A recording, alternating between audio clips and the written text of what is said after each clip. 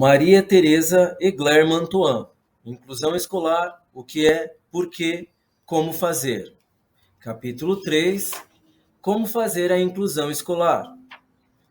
A inclusão é uma inovação que implica um esforço de modernizar e reestruturar a natureza atual da maioria de nossas escolas. Isso acontece à medida que as instituições de ensino assumem que as dificuldades de alguns alunos não são apenas deles, mas resultam, em grande parte, do modo como o ensino é ministrado e de como a aprendizagem é concebida e avaliada. Nas redes de ensino público e particular, que resolveram adotar medidas inclusivas de organização escolar, as mudanças podem ser observadas de três ângulos: o dos desafios provocados por essa inovação, o das ações no sentido de efetivá-las nas turmas escolares, incluindo o trabalho de professores, de formação de professores, e, finalmente, o das perspectivas que se abrem à educação escolar com a implementação de projetos inclusivos. Na base dessas mudanças está o princípio democrático da educação para todos.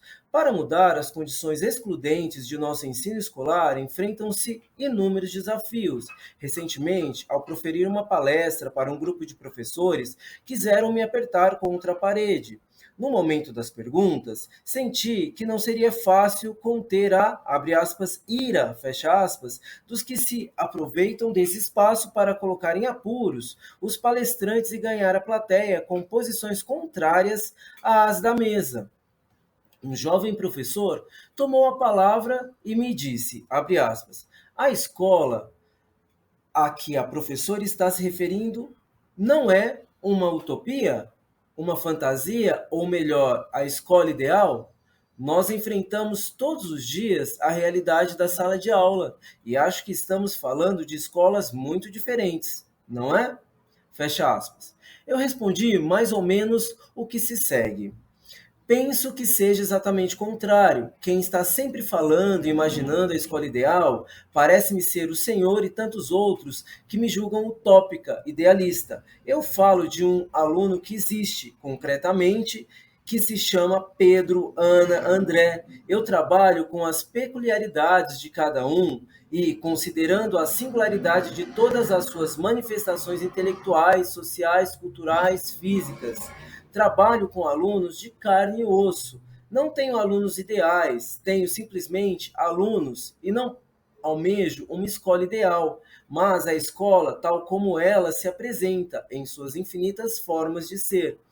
Não me surpreende a criança, o jovem e o adulto nas suas diferenças, pois não conto com padrões e modelos de alunos, abre aspas, normais, fecha aspas, que aprendemos a definir nas teorias que estudamos. Se eu estivesse me baseando nessa escola idealizada, não teria a resistência de tantos, pois estaria falando de uma escola imaginada pela maioria, na qual, por certo, não cabe todos os alunos, só os que se encaixam em nossos pretensos modelos e estereótipos.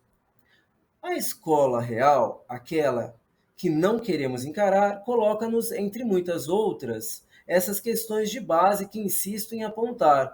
Muda a escola ou mudam os alunos para se ajustar às suas velhas exigências? Ensino especializado para todas as crianças ou ensino especial para algumas? Professores que se aperfeiçoam para exercer suas funções, atendendo às peculiaridades de todos os alunos, ou professores especializados para ensinar os que não aprendem e aos que não sabem ensinar? Mudar a escola e, mais precisamente, o ensino nela ministrado é encarar a escola real. Esse é o nosso alvo e o grande problema da educação desses novos tempos. São muitas as frentes de trabalho, concentrando-se nossas principais tarefas em recriar o modelo educativo escolar, tendo como eixo ensino para todos, reorganizar pedagogicamente as escolas, abrindo espaço para que a cooperação, o diálogo, a solidariedade, a criatividade e o espírito crítico sejam exercitados nas salas de aula por professores, gestores, funcionários e alunos, porque essas são habilidades mínimas para o exercício da cidadania. Garantir aos alunos tempo e liberdade para aprender, bem como um ensino que não exclui nem só reprova a repetência. Formar, aperfeiçoar e valorizar o professor a fim de que tenha condições e estímulo para enfrentar o ensino sem exclusões e exceções. Essas tarefas serão comentadas a seguir. Recriar um modelo educativo. Não se pode encaixar um projeto novo, como é o caso da inclusão, em uma velha matriz de concepção escolar. Daí a necessidade de recriar o modelo educacional vigente.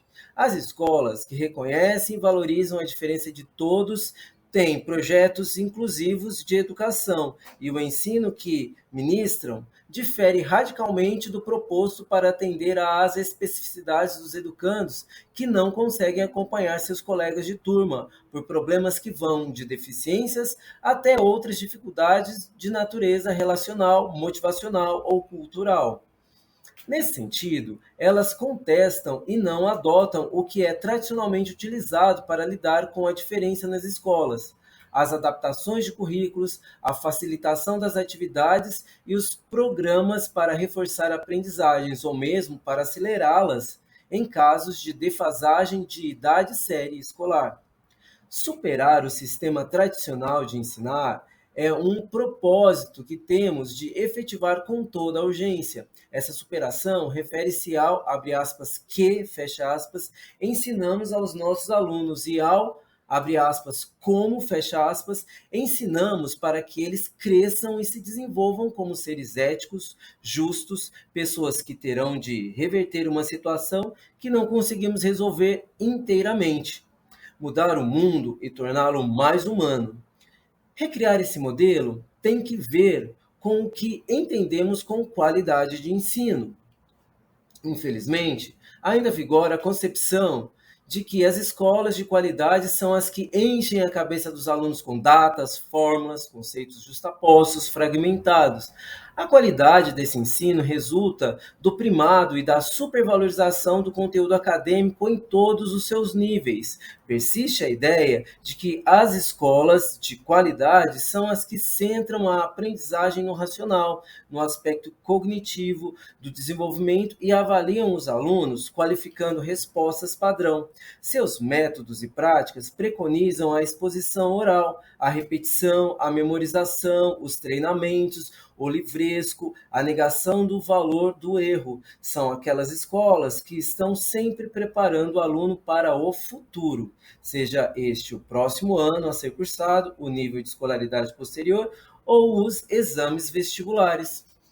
Uma escola distingue-se por um ensino de qualidade, capaz de formar pessoas nos padrões requeridos por uma sociedade mais evoluída e humanitária, quando consegue aproximar os alunos entre si, tratar as disciplinas como meios para conhecer melhor o mundo e as pessoas que nos rodeiam e ter como parceiras as famílias e a comunidade na elaboração e no cumprimento do projeto político-pedagógico.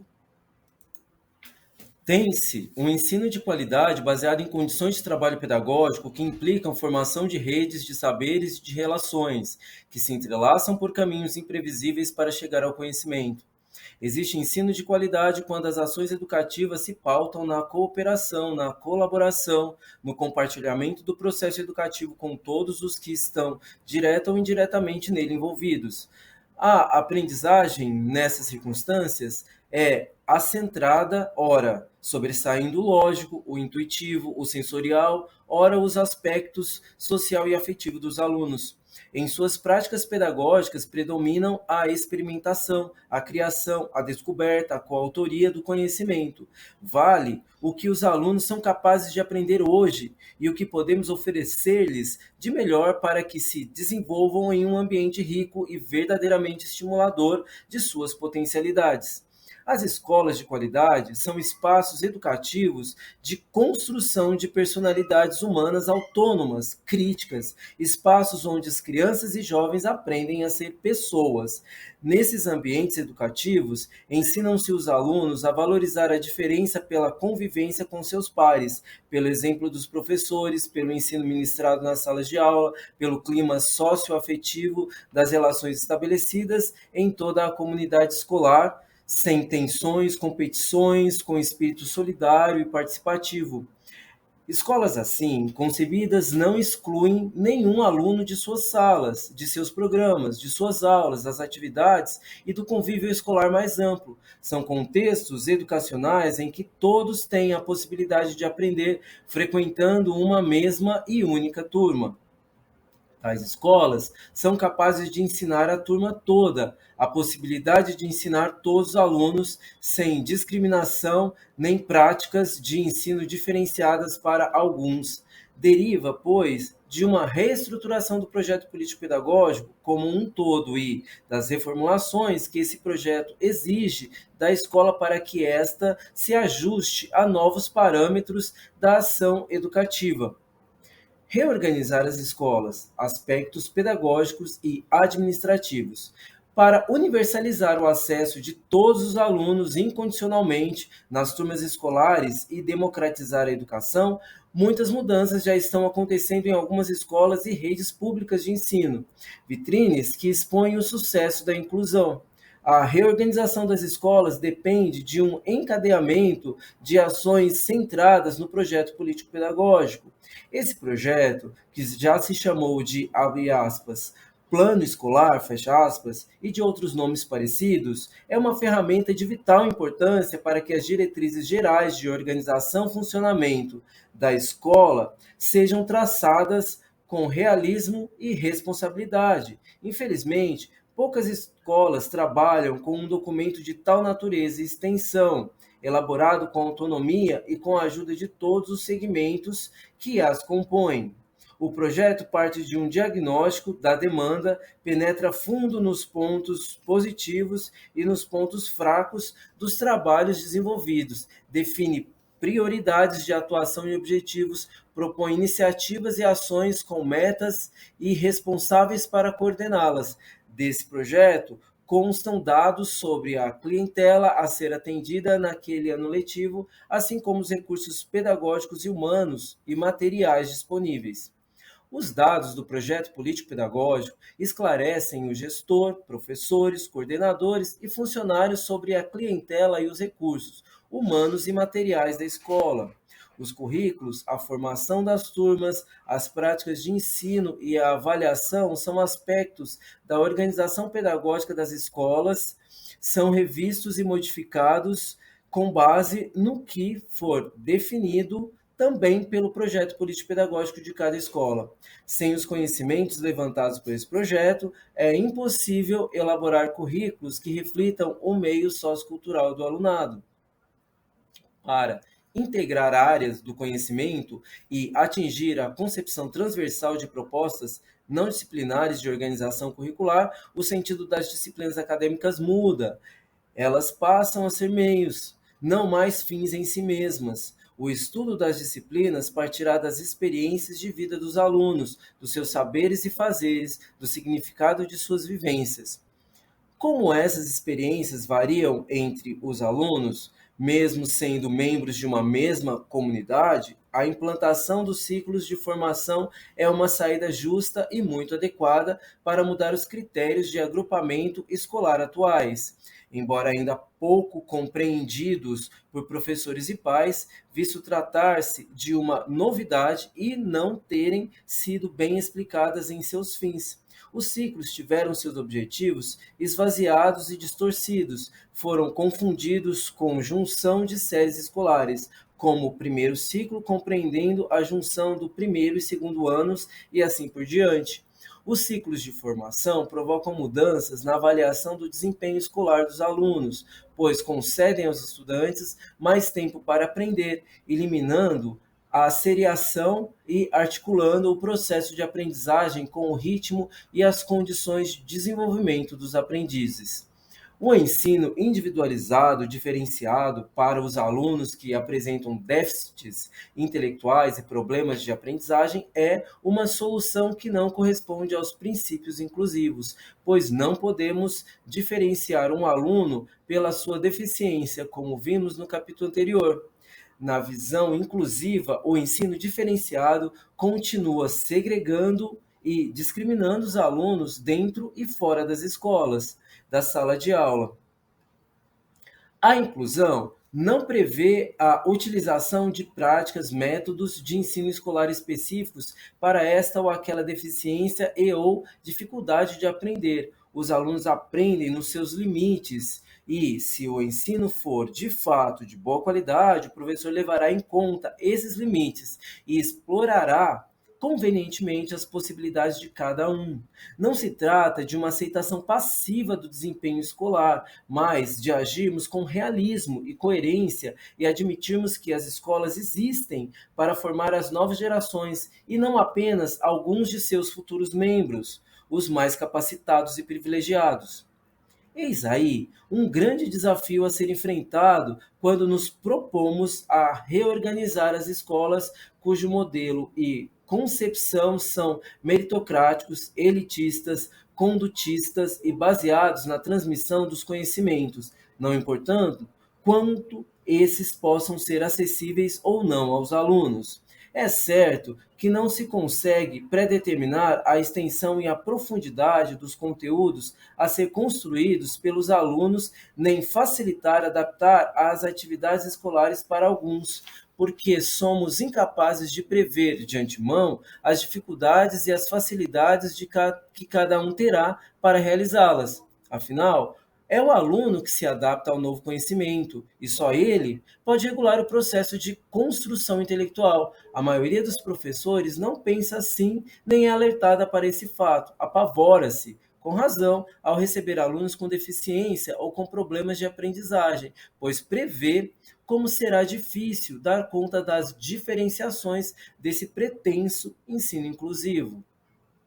Outra situação que implica recriar os espaços educativos de trabalho escolar é a que diz respeito às atividades em sala de aula, ainda muito marcadas pela individualização das tarefas, pelo aluno que trabalha na maior parte do tempo sozinho em sua carteira, mesmo que as atividades sejam comuns a todos.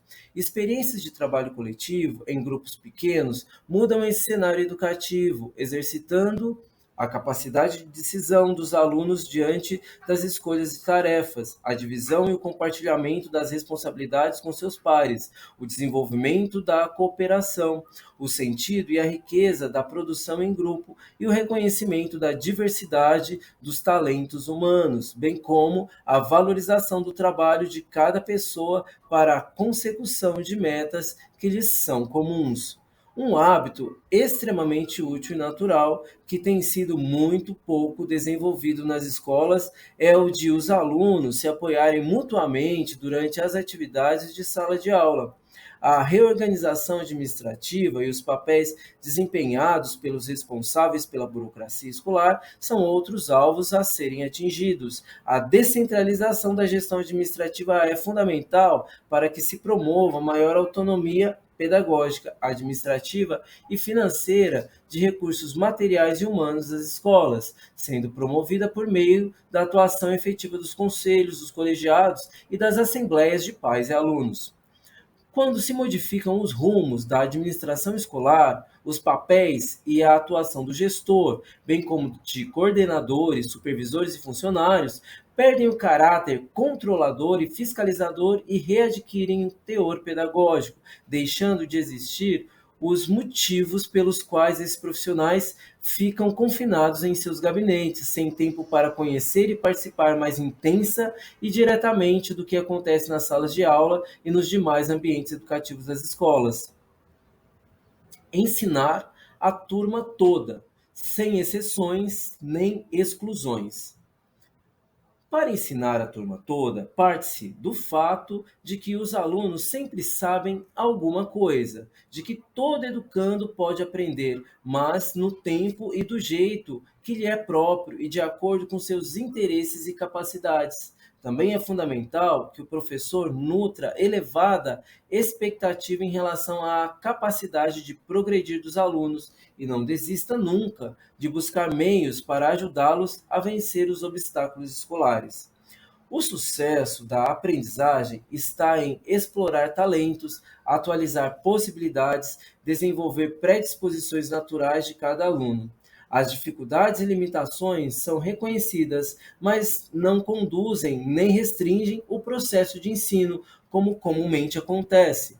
Ensinar sem diferenciar o ensino para alguns depende, entre outras condições, de abandonar o ensino transmissivo e adotar uma pedagogia ativa, dialógica, interativa, integradora, que se contraponha a toda e qualquer visão unidirecional de transferência unitária, individualizada e hierárquica do saber.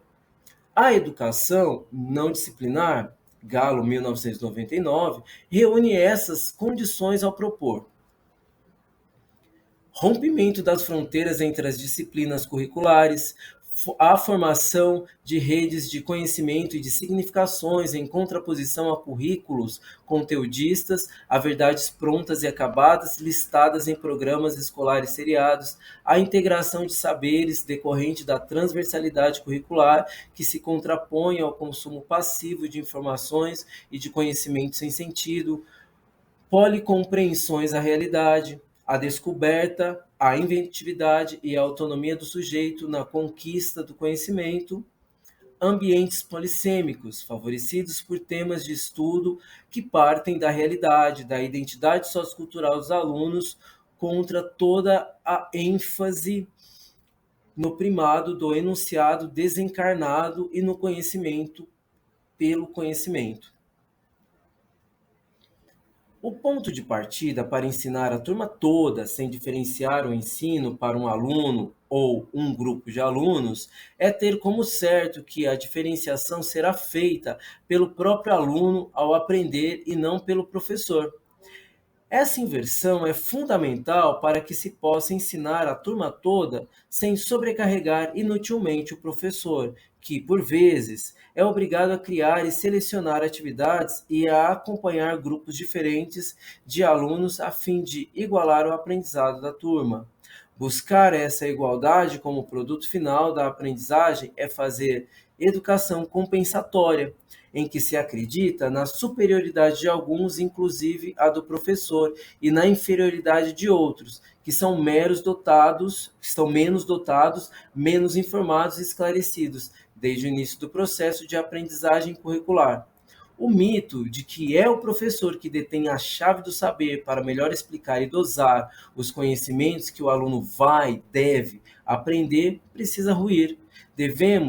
Defendemos o ensino que emancipa e não aquele que submete os alunos intelectualmente.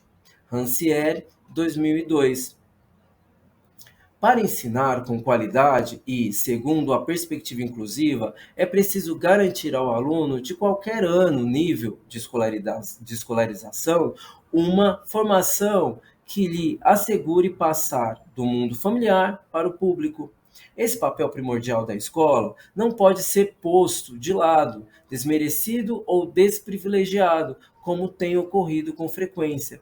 Ensinar a turma toda, sem exclusões nem discriminações, exige dos professores o compromisso de apresentar os conteúdos curriculares aos alunos após estudo e atualização de seus conhecimentos, por mais elementar que seja o nível explicativo desses conteúdos.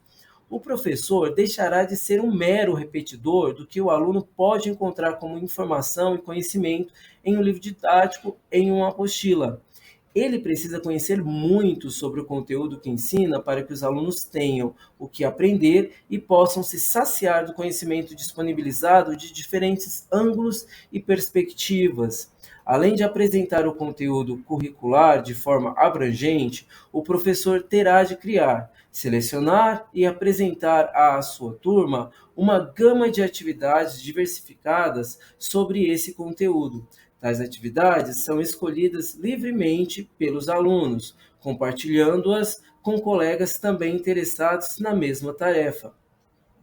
Eles desenvolverão a atividade e, mais tarde, cada grupo reportará o que aprendeu aos demais colegas da turma. O professor apoiará e acompanhará o desenvolvimento das diversas atividades durante a execução dos trabalhos, atendendo às demandas dos alunos. A sala de aula tornar-se-á, assim, um lugar de pesquisa, experimentação, de comunicação e compartilhamento de resultados dos estudos, de discussão das tarefas realizadas e de revisão e complementação do conhecimento introduzido pelo professor em aulas de apresentação do conteúdo. As atividades precisam ser desafiadoras para estimular os alunos a realizá-las, segundo seus níveis de compreensão e desempenho. Portanto, não se excluirá nenhum aluno das atividades, nem serão oferecidas a alguns, os que sabem menos, atividades adaptadas, facilitadas. Toda atividade deverá suscitar exploração, descoberta, com base nas possibilidades e nos interesses dos alunos, que optaram por desenvolvê-las em pequenos grupos ou por si mesmos.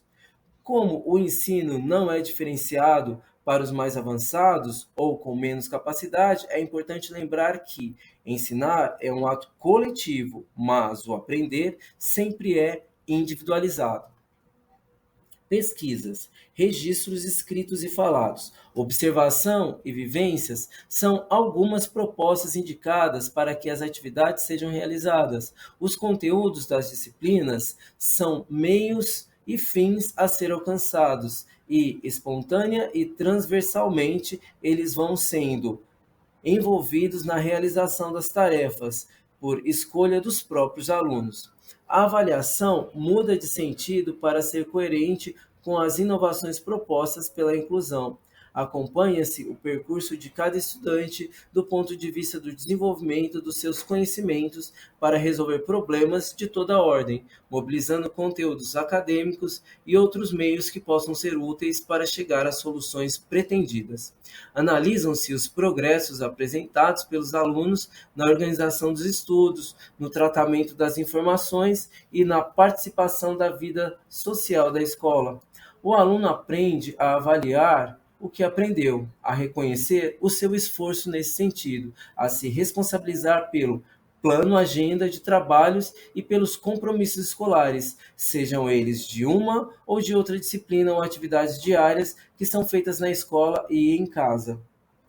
Ele analisa diariamente esse plano agenda por meio de um registro diário e verifica se conseguiu avançar no que definiu como tarefas de estudo, assim como atribui conceitos, se autoavalia.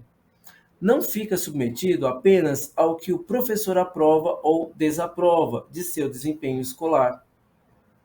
Suprimir o caráter classificatório de notas e de provas e substituí-lo por uma visão investigativa da avaliação escolar é indispensável quando se ensina na perspectiva da educação inclusiva.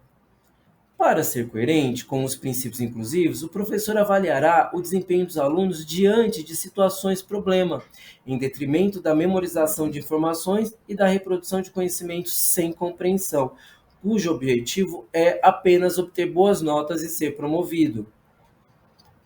O tempo de construção de uma competência varia de aluno para aluno, sendo seu progresso percebido por meio da mobilização e da aplicação do que aprendeu ou já sabia para chegar às soluções pretendidas. A avaliação constitui mais um desafio ao aperfeiçoamento do ensino. Recompô-la em seus fins para se alinhar a um ensino inclusivo diminuirá substancialmente o número de alunos excluídos. Escolas inclusivas envolvem uma reorganização completa dos processos de ensino e uma concepção diferente de aprendizagem escolar. Ensinam o que suas turmas decidem, em conjunto com o professor, que vão estudar com base nos seus currículos. O ensino é o mesmo para todos, diferindo do que é em geral proposto para atender às especificidades dos educandos que não conseguem acompanhar seus colegas de turma. Nesse sentido, as escolas para todos não adotam o que é tradicionalmente proposto para dar conta dos alunos que fogem do padrão idealizado de aprendiz dito bem-sucedido.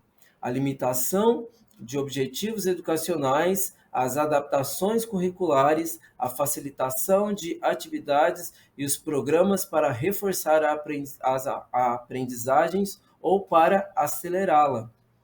A possibilidade de ensinar sem discriminações, sem métodos e práticas de ensino especializados adaptados, deriva de uma reestruturação do projeto pedagógico da escola e das reformulações que esse projeto propõe, de modo que a instituição se ajuste a novos parâmetros de ação educativa. A fim de melhorar a qualidade do ensino e para ensinar a turma toda, há de se enfrentar os desafios da inclusão escolar, sem fugir das causas do fracasso e da exclusão e deixando de lado as soluções paliativas sugeridas para esse fim.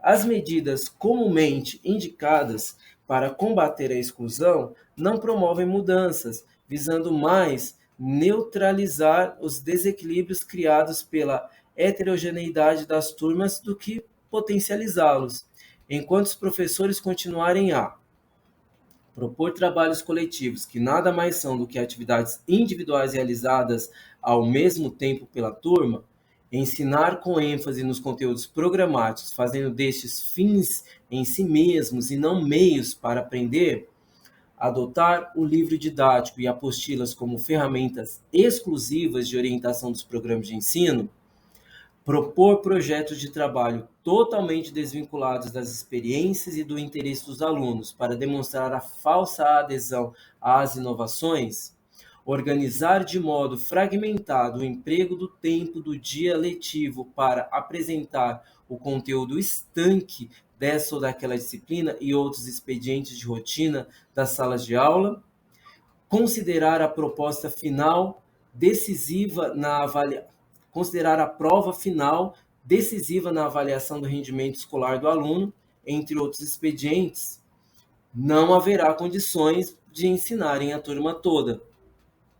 As práticas arroladas configuram o velho e conhecido ensino para alguns, em certos momentos de determinadas disciplinas. É assim que a exclusão se alastra e se perpetua nas escolas, atingindo a todos os alunos, não apenas os que apresentam uma dificuldade maior de aprender ou uma deficiência específica. Afinal, em toda a sala de aula, há alunos que rejeitam propostas de trabalho escolar descontextualizadas, sem sentido nem atrativos intelectuais, que protestam a seu modo contra um ensino que não os desafia nem atende às suas motivações e aos seus interesses pessoais.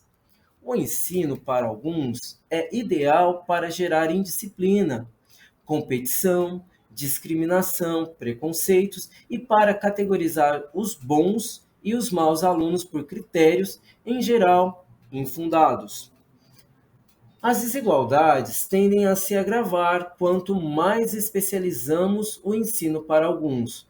Quase sempre, tais desigualdades, iniciadas no âmbito escolar, expandem-se para outros domínios e áreas, marcando indelevelmente as pessoas atingidas. Nas escolas que excluem, o fracasso é sempre um problema do aluno. E a atuação do professor? Alguns professores sentem-se abalados profissionalmente pela inclusão, outros atraídos por sua coerência e arquitetura educacional. Aquele que se dispõe a ensinar a turma toda deixa de lado o falar, o copiar e o ditar como recursos didáticos pedagógicos. Ele não será mais o professor palestrante, identificado com a lógica de distribuição do ensino, que pratica a pedagogia unidirecional do A para B e do A sobre B, como afirmou Paulo Freire nos idos de 1978. Ao contrário, partilhará com os alunos a construção, a autoria dos conhecimentos produzidos em uma aula. No ensino expositivo, o conhecimento reduz-se em quantidade e qualidade. Certamente, um professor que participa da caminhada do saber com os alunos consegue entender melhor as dificuldades e possibilidades de cada um.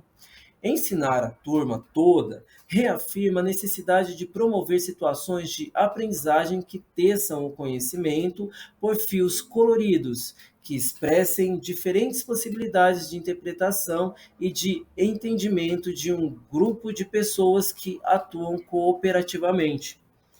sem estabelecer uma referência nem buscar o consenso, mas investindo na singularidade de cada um, na riqueza de um ambiente que confronta significados, desejos e experiências, esse professor deve garantir a liberdade e a diversidade das opiniões dos alunos. O professor inclusivo não procura eliminar a diferença em favor de uma suposta igualdade do alunado, tão almejada pelos que apregoam a homogeneidade das salas de aula. Ele está atento aos diferentes tons das vozes que compõem a turma, promovendo a harmonia, o diálogo, contrapondo-as, complementando-as. Preparar-se para ser um professor inclusivo. O argumento mais frequente dos professores quando resistem à inclusão é não estarem ou não terem sido preparados para este trabalho. Na formação em serviço, os professores reagem inicialmente aos modos de ensinar inclusivos, a uma pedagogia da diferença, porque estão habituados a aprender de maneira fragmentada e instrucional. Eles esperam por uma formação que lhes ensine a dar aulas para os alunos com deficiência, dificuldades de aprendizagem e ou problemas de indisciplina, ou melhor, anseiam por uma formação que lhes permita aplicar esquemas de trabalho pedagógico pré-definidos às suas salas de aula, garantindo-lhes a solução dos problemas que presumem encontrar nas escolas ditas inclusivas. Grande parte desses profissionais concebe a formação como mais um curso de extensão de especialização, com uma terminalidade e um certificado que convalida a sua capacidade de ser um professor inclusivo. Não se trata de uma visão ingênua, mas de uma concepção equivocada do que é a formação em serviço e do que significa a inclusão escolar.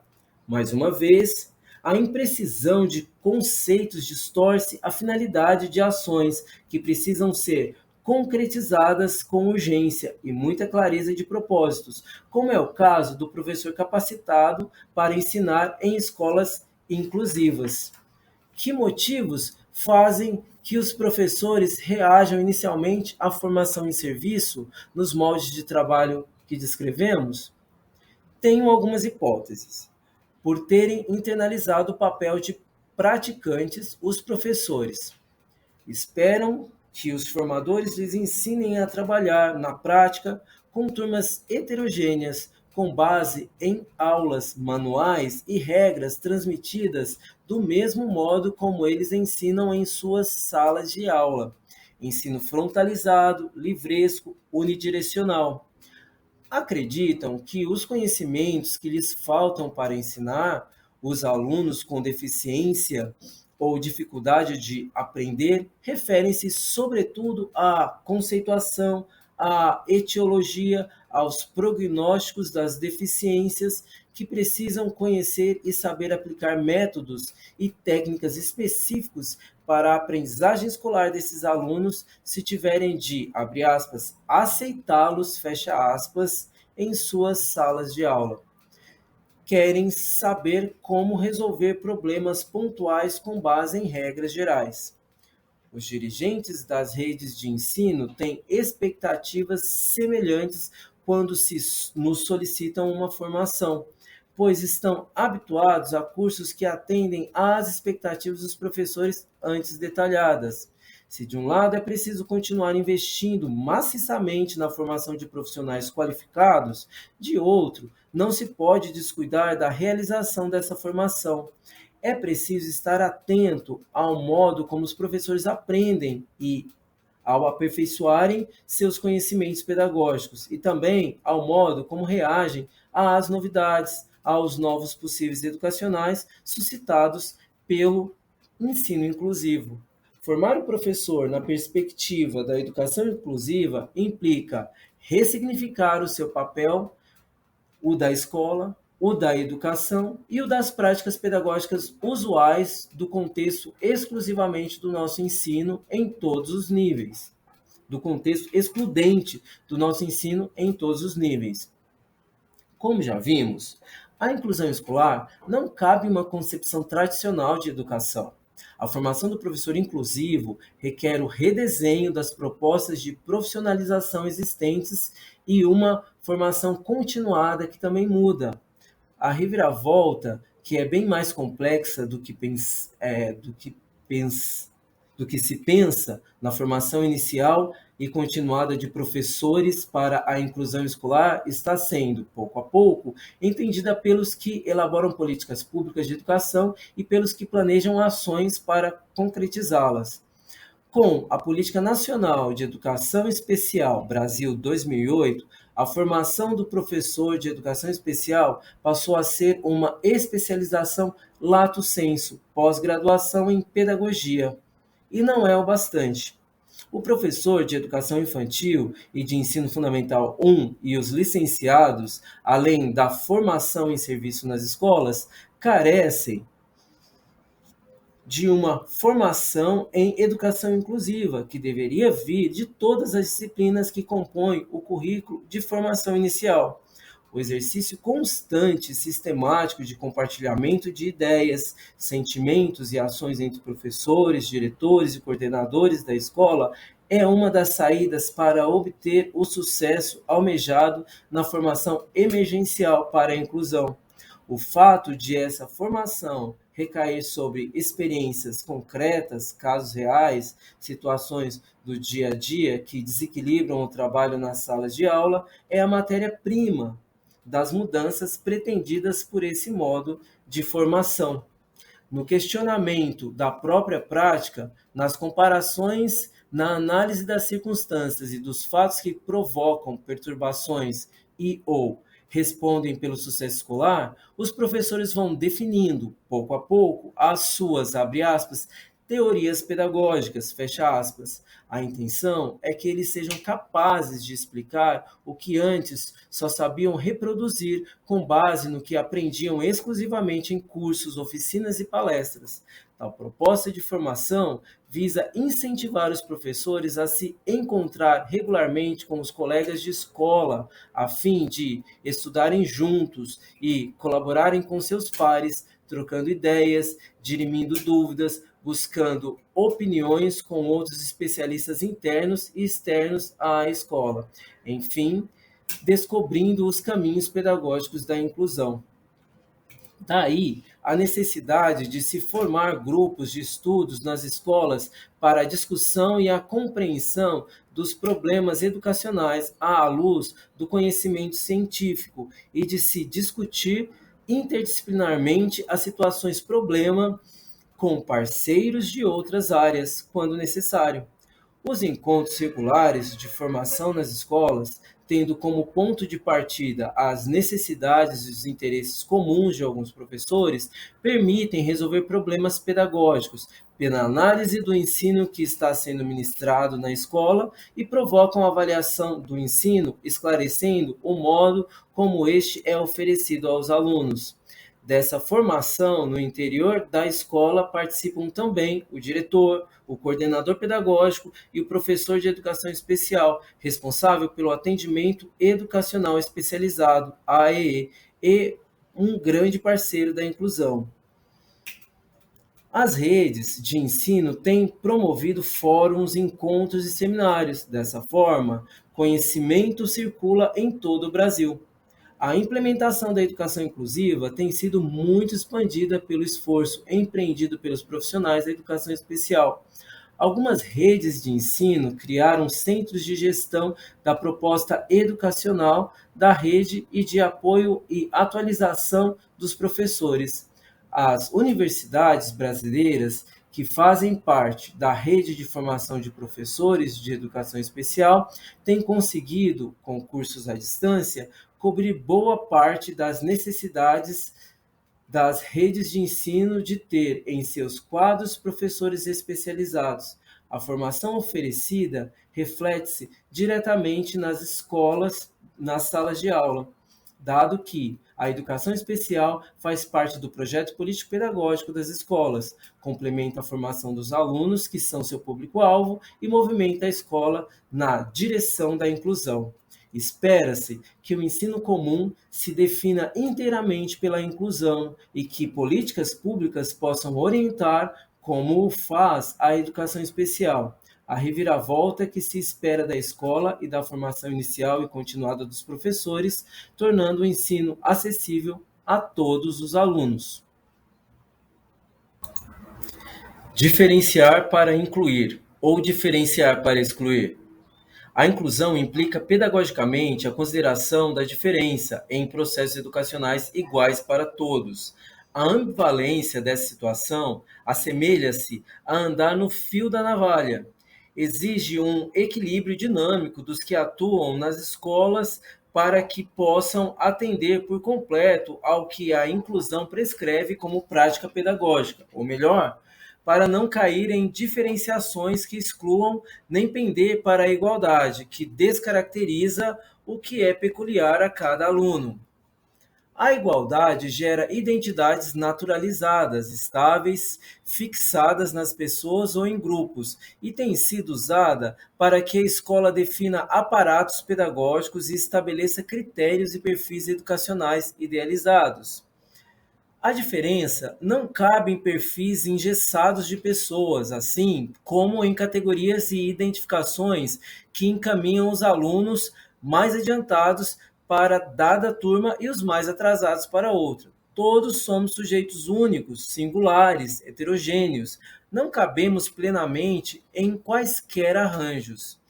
As peculiaridades definem a pessoa e estão sujeitas a diferenciações contínuas, tanto interna como externamente. Estamos, no entanto, convencidos e habituados às formas de representação da diferença, resultantes de comparações e de contrastes externos.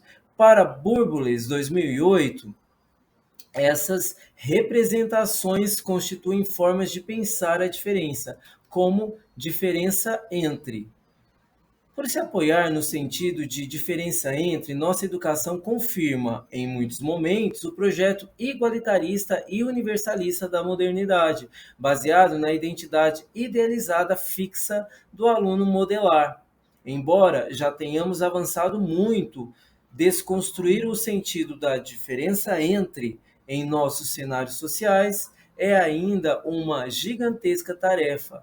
A diferença entre está subjacente a todos esses entraves às mudanças propostas pela inclusão, velada ou implicitamente ao fazermos comparações, fixarmos modelos, definirmos classes e subclasses com base em atributos que não dão conta das pessoas por completo, excluindo-as por fugirem à média e ou à norma estabelecida. A diferença e as identidades são tão instáveis quanto o processo de significação do qual dependem. Elas têm sentidos incompletos e, sendo a cara e coroa da mesma moeda, ambas estão sujeitas a relações de poder, entre as quais as exercidas na escola. De fato, esta tem poderes para diferenciar e identificar os alunos, submetendo-os a mecanismos de inclusão e de exclusão educacional. Contrapondo-se à diferença entre, a inclusão é uma reação aos valores da sociedade dominante ao pluralismo, entendido como a aceitação do outro e incorporação da diferença sem conflito, sem confronto. Deslizes que possam ocorrer no entendimento do direito à diferença criam problemas e caminhos equivocados para os que buscam construir uma pedagogia alinhada à concepção inclusiva. Os processos de diferenciação precisam ser cuidadosamente observados para que, na intenção de acertar, as escolas não acabem se perdendo e caindo em armadilhas difíceis de escapar.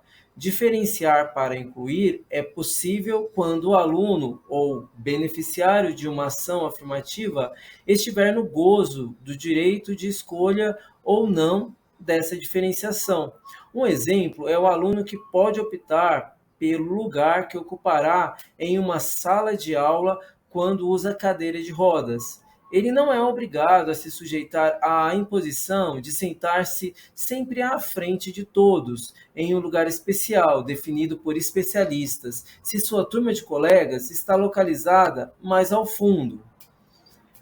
Um aluno cego ou com baixa visão, que é o único a usar um computador na sala de aula, não será diferenciado e excluído se o computador o faz participar das aulas com autonomia e independência, por meio de um leitor de tela, por exemplo. Ele também tem o direito de estudar os conteúdos escolares em braille, com caracteres ampliados ou em MP3. As diferenciações são aceitáveis porque não constituem recursos que o colocarão à parte de seus colegas e em situação inferiorizada. Nos exemplos de diferenciação citados, estão resguardados o direito à igualdade, estudar e compartilhar conhecimentos com os colegas de turma, e a diferença, que assegura ao aluno equipamentos, apoio de tecnologia na sala de aula e outros suportes, e lhe faculta a liberdade de escolhê-los, de modo que se sinta melhor assistido para participar e aprender. Alguns alunos são diferenciados por participar de programas de reforço escolar. No caso de outros, os estudos são realizados de acordo com atividades, conteúdos e avaliações adaptados e limitados de que professores e especialistas lhes prescrevem na ilusão de ser capazes de definir e controlar o aprendizado e ou para não se decepcionar diante do que ensinam. Há mesmo intervenções realizadas por professores de educação especial que acontecem na sala de aula durante as atividades diárias e também diferenciam alunos, excluindo-os da turma, ainda que temporariamente. Muitos poderão aprender que essas diferenciações visam incluir o aluno, pois, do contrário, aqueles com deficiência seriam relegados pela escola por falta de atenção às suas necessidades. Ocorre que tais programas, por restringirem conteúdos e atividades escolares, são considerados discriminatórios e excludentes e atentam contra a liberdade de o aluno aceitá-las ou não no período de aula. A diferenciação para excluir, muito frequente, limita o direito de participação social e o gozo do direito de decidir e opinar de determinadas pessoas e populações, na boa vontade de, abre aspas, customizar, fecha aspas, o processo educativo, de modo que se ajuste ao feitio de cada um. A exclusão se manifesta, embora estejamos pretendendo o contrário. Uma pedagogia da diferença. Como vimos, a tendência a diferenciar o ensino escolar comum para certos grupos de alunos, ou mesmo para um único aluno, é uma prática que não corresponde à educação verdadeiramente inclusiva. Trata-se de diferenciar o ensino para excluir. Para que uma pedagogia da diferença seja exercida nas escolas, ela deverá acolher a diferença de todos os alunos. A diferença tem natureza multiplicativa, reproduz-se, amplia-se, não se reduz jamais ao idêntico e já existente. A diferença diferencia-se continuamente. Seres humanos, somos todos assim. O acolhimento à diferença impede o nosso poder de decidir sobre o que nossos alunos têm ou não capacidade de aprender na escola comum com os colegas de sua geração. Há, portanto, uma diferença entre a diferenciação para excluir e para incluir. A pedagogia a que queremos chegar não seria jamais concebida como uma pedagogia que congela identidades, que, em função dessa estabilidade construída, estabelece um campo específico, uma fórmula padrão para atuar com cada uma delas. São típicas desse congelamento as pedagogias para alunos com deficiência intelectual, com surdez ou com problema de linguagem, em que a, abre aspas, customização, fecha aspas, do ensino considera o cliente um sujeito abstrato, desencarnado, ao qual se destinam procedimentos universalizados, generalizados. A essa maneira de fazer educação comum e educação especial, podemos chamar de pedagogia da diversidade. Ela se destina a etnias, religiões, gêneros, minorias em geral. Celebra identidades estáveis, prontas, que se impõem como representativas de grupos que buscam, entre outros objetivos, a afirmação social. Difere por completo da pedagogia da diferença, construída no entendimento pleno da inclusão e destinada a alunos que não se repetem e para os quais é impensável sugerir qualquer, abre aspas, customização, fecha aspas, educativa. Considerações finais.